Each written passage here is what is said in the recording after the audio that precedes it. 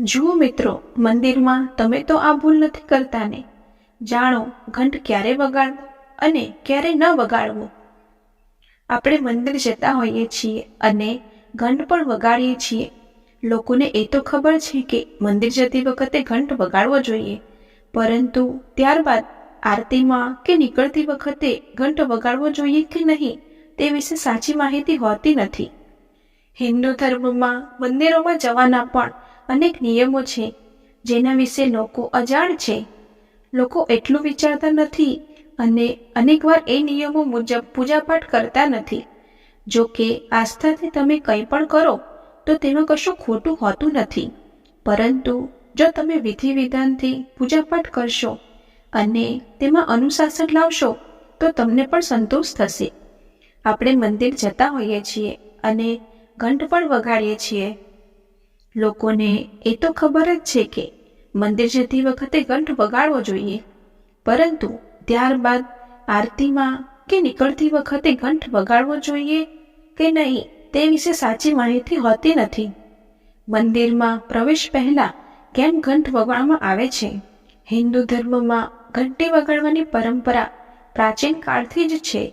હિન્દુ ધાર્મિક માન્યતાઓ મુજબ ઘંટી વગાડવાથી દેવી દેવતાઓ જાગૃત થાય છે અને વાતાવરણમાં નકારાત્મકતા પણ સમાપ્ત થાય છે. એવું પણ કહેવાય છે કે ભગવાનને ઘંટ અને શંખ વગેરેનો અવાજ પ્રિય હોય છે. પુરાણોનું માનીએ તો મંદિરમાં ઘંટ વગાડવાથી માણસોના પાપ નષ્ટ થાય છે. એવું કહેવાય છે કે સૃષ્ટિની શરૂઆત થઈ ત્યારથી તે સમયે જે અવાજ ગુંજ્યો હતો તે અવાજ ઘંટ વગાડીએ ત્યારે આવે છે. મંદિરમાંથી નીકળતી વખતે વગાડવું કે નહીં? શાસ્ત્રો મુજબ મંદિરમાં 2 થી 3 વાર કરતાં વધુ ઘંટ વગાડવો જોઈએ નહીં. જોર જોરથી પણ ઘંટ ન વગાડવો જોઈએ. મંદિર કે ઘરમાં સવાર અને સાંજના સમયે ઘંટ જરૂર વગાડવો જોઈએ, જેથી કરીને નકારાત્મક ઉર્જાનો પ્રભાવ દૂર રહે. મંદિર જતી વખતે અને આરતી સમયે ઘંટ વગાડવો એ યોગ્ય છે, પરંતુ વધુ નહીં.